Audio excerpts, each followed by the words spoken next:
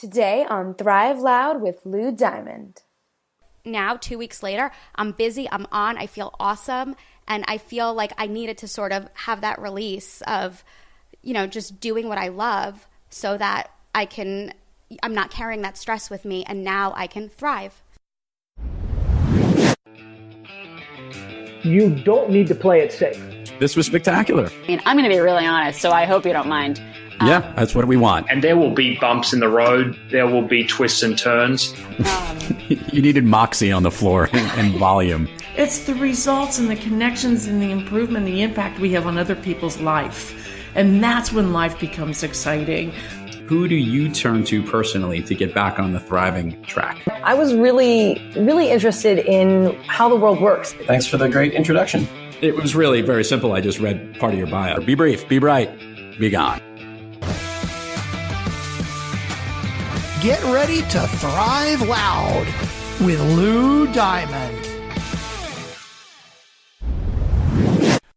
Hey, Thrive Loud listeners, Lou Diamond here. Hope you're doing great. You're going to love this episode coming up with Sarah Vaynerman.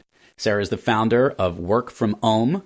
And enjoy this interview, learn what she's all about, and check out the show notes where we provide you a special link for you to actually access a download for two types of meditations that she's offering. One for relaxation and another for thriving. So sit back and relax and enjoy this fun episode with Sarah Vaynerman.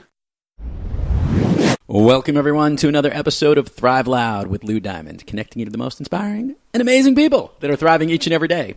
Today on Thrive Loud, we bring you an amazing leader with extensive experience in marketing and brand communication within both the tech space and on Wall Street.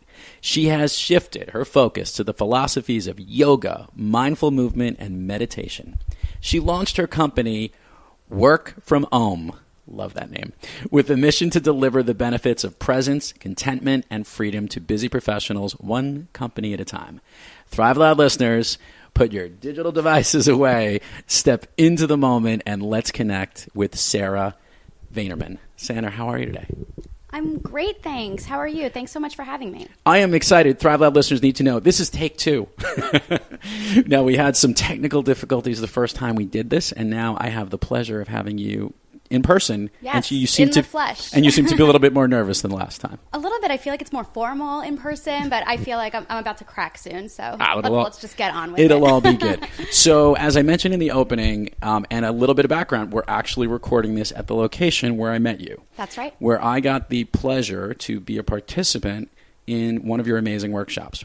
But let's rewind a little bit because I want to learn a little bit more about you, and let's let the Thrive Loud community learn more about you. Sarah, if you could, how did we jump from the work that you were doing in industry to this work that you're focused on now?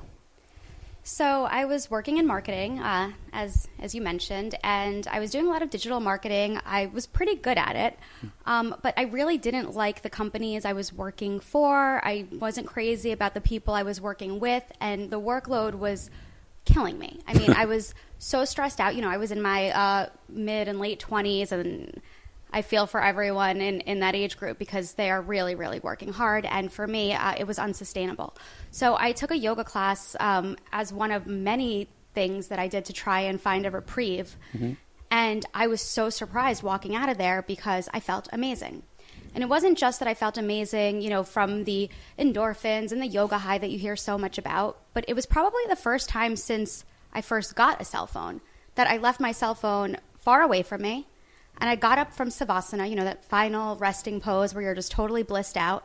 And I had absolutely no interest in checking my phone. As I was nearing the locker room, I was like, I have to go deal with the real world again. Mm-hmm. I just felt this freedom, this detachment, and an empowerment that I'd never felt before. And so I just started going back to yoga over and over again. And it was so transformative. I decided to take a teacher training. Mm-hmm. And from there, my friends who knew me well and knew how stressed I was, they saw some huge changes in me. And they were like, you got to teach at work. You got to teach at my workplace because you are a hot mess and now you're not. So maybe you can help us. And sure enough, it really blossomed. So Work From Home has been in business now for 5 years. We've worked with over 150 companies in New York City. We've got a presence in a few other cities in America now. And and this is it. We're all in. So let's go from this leap here. And by the way, it's an impressive class, and it's not easy to do a lot. When people think yoga, they're thinking, get your mats out and go down on the floor. You actually have some unique offerings where people are actually doing yoga at their desk. Can you share with the listeners a little bit about the type of exercises that you do that can incorporate a whole group that can be done in the work environment? Yeah, absolutely. So we have a stretch and refresh program, which is our office-friendly alternative to traditional yoga. And then we also have some really amazing workshops, which you experienced actually, de-stress at your desk, mindfulness in an age of distraction, ergonomics and mindful movement. So it started as a traditional, at-work yoga thing, but I realized people were really more interested in the philosophy behind it, in the meditation. Not everyone has space. In fact, in New York City, most workplaces don't have space for traditional yoga. So we started to develop these sequences that are really great for people to do right at their desk. And that's really what we're about these days. I mean, we, of course, still offer traditional yoga sessions, and we do them all the time. But our growth has been really driven by these unique programs that are a little bit more niche specific and really cater to the 9-to-5 office worker in their environment where they're typically the most stressed out. Sarah, let's talk about the results that happen. Like to your point, from the experiences that you've had, I've been in many different companies as a consultant coming in and seeing all different people stretched out and overworked within the workplace. Talk about after they've gone through the work from home process workshop, working with you guys, what have been some of the feedback, the results that you've been getting from the companies that you've been working with? That people are more productive, for starters, because they're less distracted. So people really like our Mindfulness in an Age of Distraction workshop and our digital diet tips that we provide. They're really simple and accessible. So we don't say digital detox because we don't ask people to, subsist on no technology. It's unrealistic. But we tell people to wake up and go to bed without their cell phone, to turn off their non-vital notifications. We have a time blocking technique that we teach. All sorts of little tweaks that people can make to their day so that they can reclaim ownership of their attention as opposed to being on this constant notification wheel that actually increases cortisol. It has our mind going like a pinball machine. Yeah. Pinball machine. And really, when you start to realize that you are, in fact, in control of your attention, it's a practice. You have to get there. But once people get there or even start getting there, it is so powerful, and you can see changes really quickly. I want to talk about this digital diet because I thought this was great. Talk about, it's not every hour of the day, but a really great way that you can focus on breaking up your hour. I thought this, out of all the messages you gave in the digital detox, was the most powerful. Sure. So we call that the 40-10-10 rule.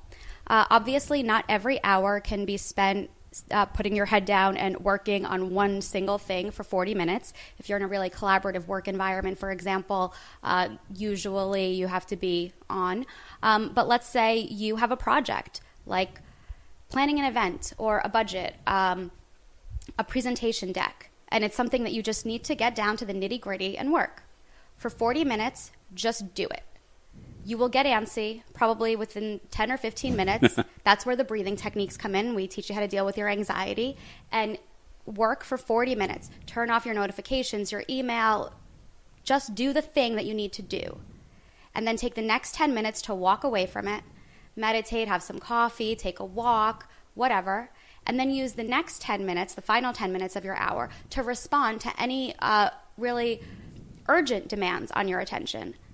Respond to your text messages that really need you, an email, whatever, and then go back to it if you can.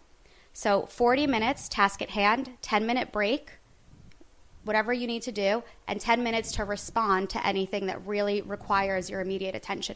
Most people can wait an hour to hear from you, and if they can't, then this is not the hour to be practicing the 40-10-10 rule.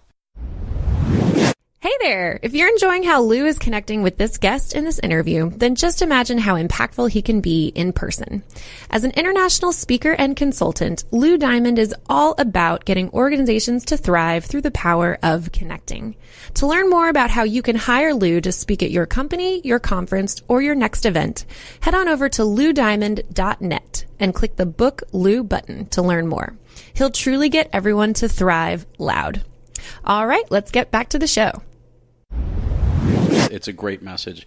I wanted to now jump into what you briefly mentioned, talk about breathing and the message that you delivered to the group that I was sitting in about really this is what you can control. Yeah, so the breath is always with you, and the breath is always in the present moment.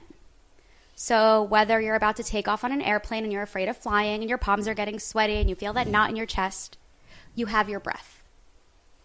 You can control your breath. It is directly tied to your central nervous system. There are breathing techniques that will actually reduce your blood pressure, your respiratory rate, your heart rate, your muscle tension in just 2 minutes of practice. And it is so powerful that there is something with us always that we can control. We often feel so out of control. That is a big source, obviously, of stress and anxiety. And when you turn to your breath and realize I can control my most vital life source right here, right now, you realize I'm okay. And then you begin to realize that you can control your reaction to whatever it is that you're experiencing. You can go from, instead of reacting, responding. Instead of being nervous, reframing it to excitement. Instead of seeing something as a challenge that you're really scared of, see it as an opportunity. And the breath really allows us to slow things down and to make those little changes in our thinking that then change our behavior, our decision making, and our entire experience. I'm just laughing right now, Sarah, because for the Thrive Loud listeners, Sarah came in. She came from across town to come up here to meet. She was definitely in a huff, and she was a little bit frazzled when you first came in here. The minute we just started talking about breath, I probably can do beats per minute. How you even spoke about breath in a more relaxed tone and passion. And it's true because I even felt that when you were delivering that message to us. And I think it's powerful and important. I think our day flies by. There's so many distractions, so many things going on. Whether you're observing the digital diet or just dealing with the regular stress of life, it is so important to recognize that first step of breathe. I always think of that scene in one of the Karate Kid movies where Mr. Miyagi tells him to just to breathe and just to focus because it's what you can control. And I love that it's in the moment, and it's always in that moment. And I love that expression. Yeah, your breath will tell you if you're nervous, if you're sick. It is always a reflection of what you're experiencing. And to be able to control that is so powerful. Let's talk about you going from the work that you do here with Work From Home to being the business leader of this company. How has that been for you? Because that is not only a dramatic change, there are stresses of the old job that you had when you were working for somebody else and you're bringing into the workplace, but there are also stresses in running a company. You want to share what that experience has been like? And obviously you're getting outside of New York, you're going to other cities. Talk about the growth of the business and what that's been like for you. Sure. So of course, there have been a lot of ups and downs. When we started, it was just a workplace yoga company, and I was doing marketing consulting on the side. The workplace yoga was a side hustle. Right. And as it developed, I realized, oh my God, I really need to develop some revenue streams that are sustainable. I need to market. I need to do all these things that I never really thought of. And I didn't have experience as a business owner. So at times it was really, really stressful. Now that we are almost at 5 years, I have realized that the problems don't stop. You just get better. So you're always on the journey. You just become a better navigator. And I would encourage anybody who is facing any sort of challenge and ups and downs to just stick with it, breathe through it. Obviously be thoughtful. There's no shame in walking away from something that's not for you. And there have been times, 2-3 years ago where I was at a crossroads. Mm-hmm. But I found that being a business owner is really empowering. Facing a challenge and overcoming a challenge is really empowering. And obviously really liberating to to be able to work for yourself. Yeah. I also have to balance motivating myself and holding myself accountable with being easy on myself sometimes because, things happen. I don't always get it right. And, just to kind of go back to this theory of balance and being, I don't even know what word I'm looking for, but balance, let's call it that. That's really the goal, is to just kind of keep coming into that middle place and being okay and walking your path at your center and looking forward. I like it. I'm going to ask this question that I ask just about every guest that comes on Thrive Loud with a little bit of a caveat. I love asking guests on the program, when you're having trouble thriving, you're having an off day, who do you seek or what practice do you turn to get back on the thriving track? And in your case, that is not yoga. Okay, so that's difficult because when it's not yoga, but sometimes I get so busy and I get so caught up that I forget to keep up with my regular practice. That's a good point. One thing that I really like to do is bullet journaling. It is a system of planning, note-taking, writing that really keeps me in line. It allows me to be, I'm very, very right-brained, to a fault. So bullet journaling allows me to be creative while also getting myself in line. And to be honest with you, sometimes you just gotta say screw it and let it go. And, whether it's go on vacation for the weekend and unplug, or in my case, I really am a big live music junkie, particularly. I'll probably be judged for this by some of your listeners. No chance. Let's hear. I'm a big fan of the band Fish. Oh, there's nothing to be judged about Fish. I've seen many a concert. And, Trey, just dating myself, Trey was on my floor. I went to the University of Vermont my freshman year, and he was on my floor right when he started the band. Oh, okay. Well, you and I have a lot to talk about offline then. But I'm a huge Fish fan. I actually, New Year's at MSG was my 101st show. Wow. And so I always find right around the holidays where things get really, really stressful, they come to town and I'm just screw it. I'm going to go, I'm going to have a great time, I'm going to listen to the best music ever. And sometimes when you let go of things, now 2 weeks later, I'm busy, I'm on, I feel awesome. And I feel like I needed to sort of have that release of, just doing what I love so that I'm not carrying that stress with me, and now I can thrive. I love it. I'm going to say we're going to give a shout out right now to CEO of Lotame Corporation, Andy Monfried. Hey, Andy. And Andy is a huge Fish fan. And you remember they came and they did those 13 days at Madison Square Garden for Fish? I remember every single one of them because I was there for every single one of them.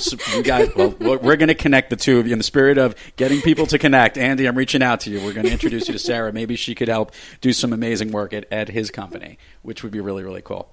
All right, so we've covered all that. Let's get the admin stuff out of the way. Sure. And I'm going to do that with a little caveat. I have to say that I love creative names, titles of books, or incredible names of companies for certain things. Who came up with work from OM? O-M.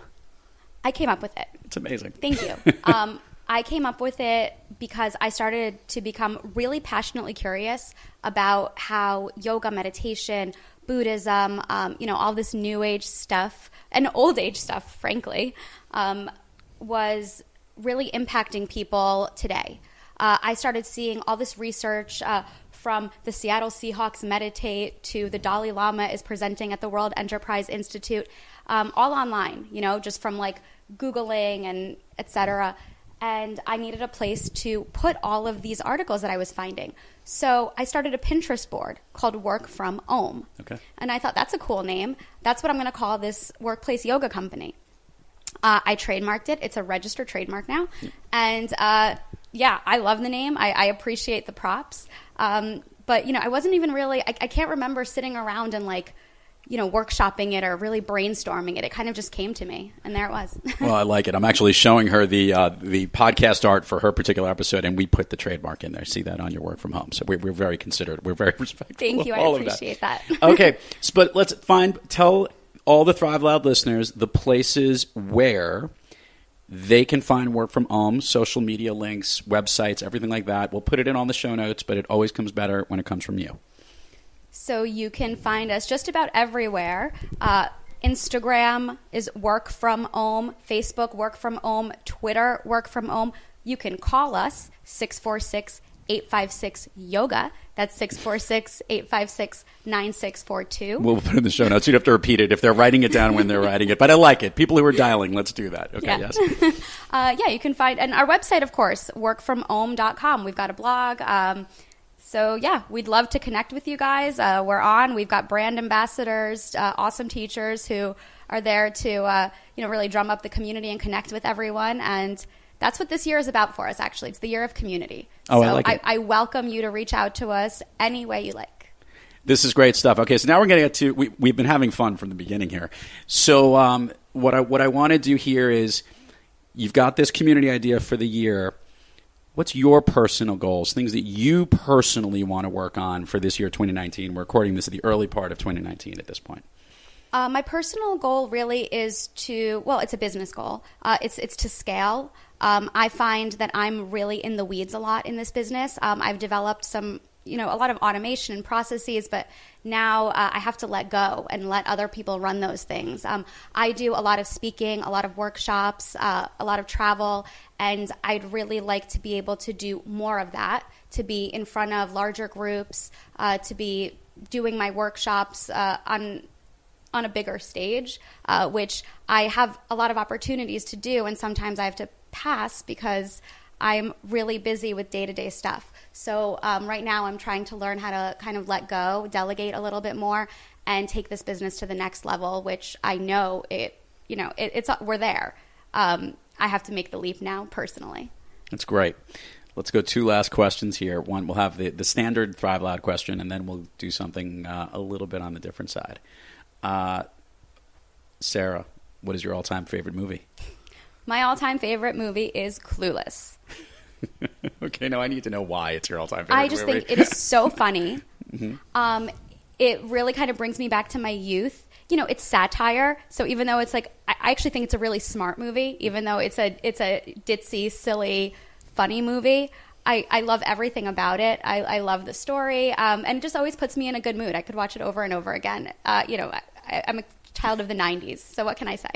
Dan Hedaya, who is I actually know personally, who plays the role of the father in the movie, has a line that I use all the time when she brings over the boy that's taking her out one of the first times, and he says to her, "I got a shotgun and a shovel, kid. No one will miss you." Yes. It's one of my favorite lines of any movie, so it is a great one. All right, now Sarah, here we go. If it's a difficult thing to do, so I'm going to have to do it in pieces, because I can't say what is your all-time favorite Fish song, but maybe I want to hear of your favorite Fish experience with all of those shows that you've been to. Is there one that stands out amongst the others? Yeah, can I pick 2? You can. Okay, great. So the first one is definitely the Baker's Dozen. That's what they called it. Yep. Summer of 2017. Were you able to get one of those donuts each time? Right? Yeah. There? Oh, you were. All yeah. Right. Okay.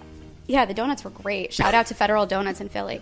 That was just amazing because it was a hometown show. I got on the subway. I went to work the next day in some cases. It was awesome. It was the best. And the music was phenomenal. Mm-hmm. The music was outstanding. Then the other one was Fish in Mexico. Oh, wow. So I've actually gone to Mexico twice now to see Fish. Today is January 16th. They're going back this coming February, and though I'm not planning on going, that could always change.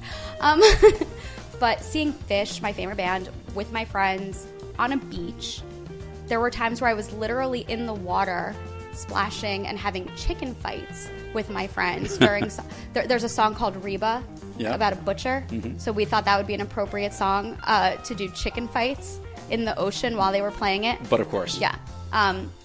This was in 2016 for the first time. And it was just freaking magical. Absolutely magical. To just be in the sun, it's all inclusive there. You pay for it and then you forget about it. There's nothing else like it. Talking about it now just makes me want to go again. Sarah Vaynerman, this has been awesome. You've also made my production team very happy because they'll now incorporate some Fish music into this particular episode, which will probably be playing right underneath us right now. Copyright infringement, we'll have to figure that out, but yes.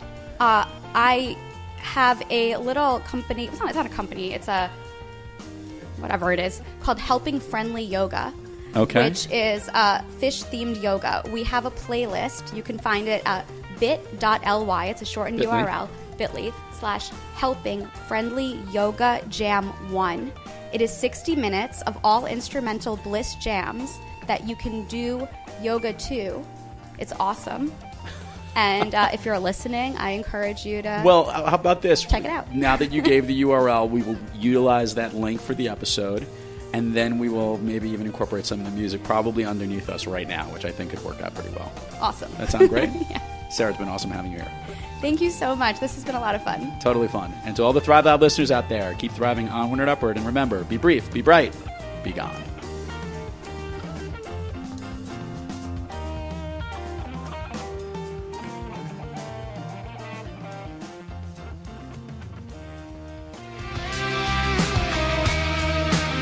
You've been listening to Thrive Loud with your host, Lou Diamond. Make sure to subscribe on iTunes, Overcast, or wherever you get your podcasts. And follow us on Twitter, Facebook, and Instagram at Thrive Loud. Or find us on the web at thriveloud.com.